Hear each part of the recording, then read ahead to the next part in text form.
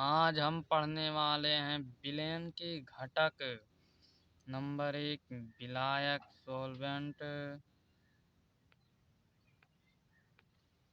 विलेय सोलूट जिसकी मात्रा विलायक जिसकी मात्रा विलयन में अधिक हो जिसकी मात्रा विलयन में अधिक हो जिसकी मात्रा विलयन में अधिक हो विलायक होता है। जिसकी मात्रा विलयन में अपेक्षाकृत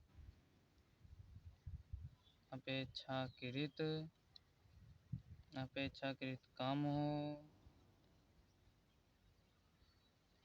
विलेय कहलाता है। यहाँ अपेक्षा के शब्द का मतलब है कि विलायक से अपेक्षा के मतलब विलायक से कम है। एग्जाम्पल जैसे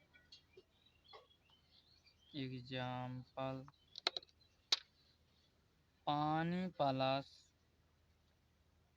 प्लस चीनी शरबत। पानी और चीनी घोलने पर क्या बनता है? शरबत बनता है। तो पानी हो गया विलायक और चीनी विलेय और शरबत जो है वो विलयन हो गया। नंबर दूसरा उदाहरण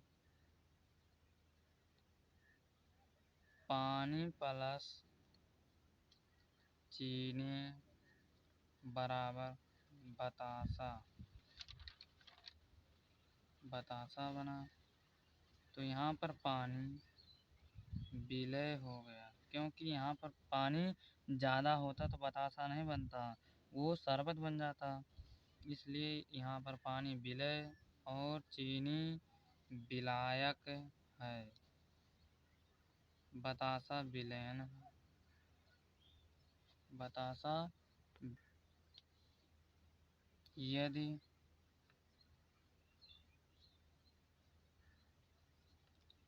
यदि दोनों घटक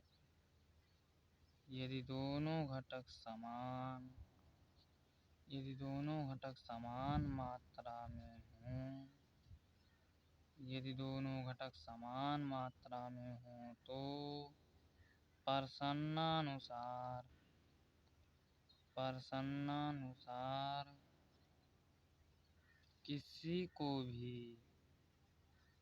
किसी को भी विलेय या विलायक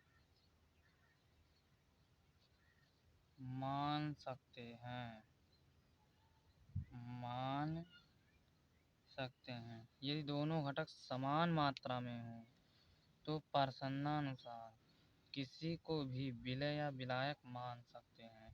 मतलब जैसे कि विलेय भी 50 दिया है और विलायक भी 50 दिया है, 50 ग्राम ये भी 50 ग्राम ये भी। तो इसमें से चाहे इसको विलेय मान लें चाहे इसको विलायक मान लें, दोनों में से चाहे जिसको विलेय माने। हमारे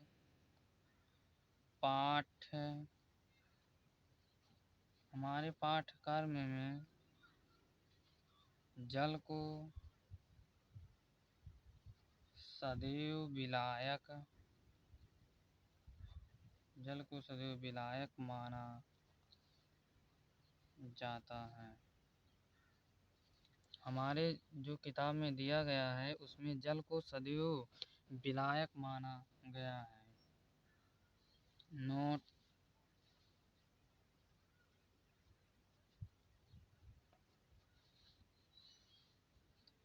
जिस घटक जिस घटक की भौतिक अवस्था जिस घटक की भौतिक अवस्था के समान जिस घटक की भौतिक अवस्था के समान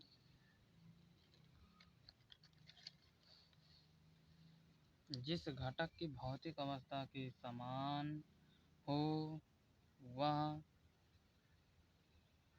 वह घटक कंपोनेंट्स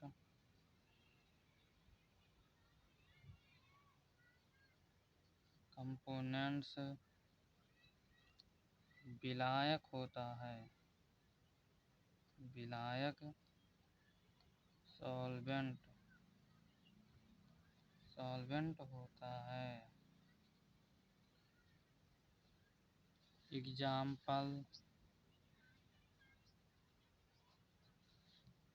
एग्जाम्पल नंबर 1 पानी प्लस चीनी शरबत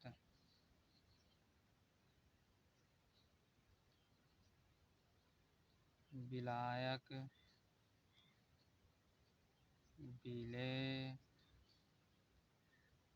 विलयन।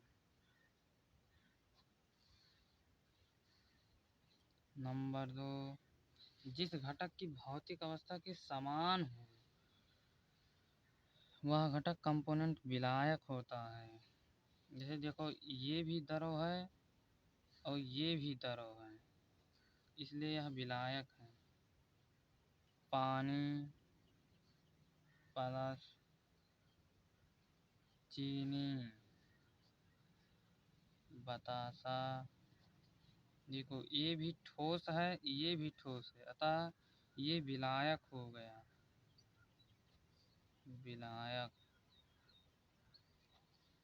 ये विलय हो गया पानी विलय हो गया।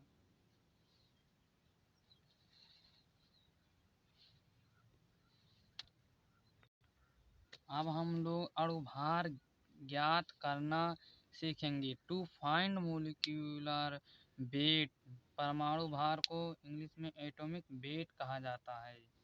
कुछ तत्वों के परमाणु भार दिए गए हैं। कुछ तत्वों के अणुभार दिए गए हैं। परमाणु भार और अणुभार दोनों एक ही होते हैं। इनका मात्रक U या mu से लिखा जाता है। U का मतलब होता है यूनिफाइड मास एकीकृत द्रव्यमान और mu का मतलब होता है एटॉमिक मास परमाणु द्रव्यमान मात्रक। तो कुछ तत्वों के अणुभार दिए गए हैं जैसे hydrogen AQ carbon 12U nitrogen 14U oxygen 16U sodium 23U phosphorus 31U sulphur 32U chlorine 35.5U calcium 40U। U का मतलब होता है यूनिफाइड मास एकीकृत द्रव्यमान AMU का मतलब होता है एटॉमिक मास यूनिट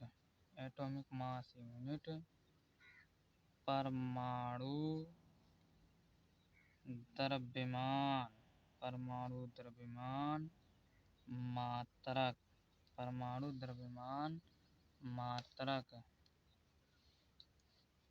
द्रव्यमान मात्रक। U या AMU परमाणु भार अथवा अणुभार अणुभार का मात्रक है। U या mu परमाणु भार या अणुभार का मात्रक है। अब हम कुछ तत्वों के अणुभार निकालते हैं। देखिए, हाइड्रोजन, यहाँ पर 2 हाइड्रोजन हैं और हाइड्रोजन का एक यू होता है, एक यूनिफाइड मास, एक ही द्रव्यमान होता है, एक यू। तो यहाँ पर हाइड्रोजन 2 दिया गया है, इसलिए 1 गुणे 2 प्लस ऑक्सीजन का अणुभार कितना होता है 16। तो 2 एकम 2 प्लस 16 बराबर 18 यू। इसी प्रकार सोडियम का अणुभार कितना दिया गया है 23। सोडियम यहाँ पर 1 है तो इसलिए 1 गुणे 23 प्लस ऑक्सीजन का 16 होता है, यहाँ पर ऑक्सीजन 1 है इसलिए 1 गुणे 16 प्लस हाइड्रोजन 1 है तो 1 गुणे 1 बराबर 30 एकम 23, 16 एकम 16 प्लस 1 एकम 1, 16 17, 17 7 30, 30 10 40 यू। इसी प्रकार NH3 का नाइट्रोजन का 14 होता है, यहाँ पर नाइट्रोजन 1 है तो 1 गुणे 14 प्लस हाइड्रोजन यहाँ पर 3 है, हाइड्रोजन का एक अणुभार 1 यू होता है तो 1 गुणे यहाँ पर 3 हाइड्रोजन है इसलिए 3 गुणे 1 बराबर 14 एकम 14 प्लस 3 एकम 3 बराबर 17 यू। इसी प्रकार H2S का अणुभार हाइड्रोजन का 1 होता है, यहाँ पर हाइड्रोजन 2 है तो 2 गुणे 1 प्लस सल्फर का होता है 32, तो 32 गुणे 1, यहाँ पर 1 ही सल्फर है इसलिए 2 प्लस 2 कम 2 प्लस 32 बराबर 34 यू। यहाँ पर आप लोगों को कुछ यौगिक दिए जा रहे हैं, इन यौगिकों के अणुभार निकाल कर कमेंट में ज़रूर भेजना। Na2CO3 का, कामा C2H6O2 का, ये दोनों यौगिक आप लोगों को दिए जा रहे हैं, इनका अणुभार ज्ञात करके कमेंट में ज़रूर बताना।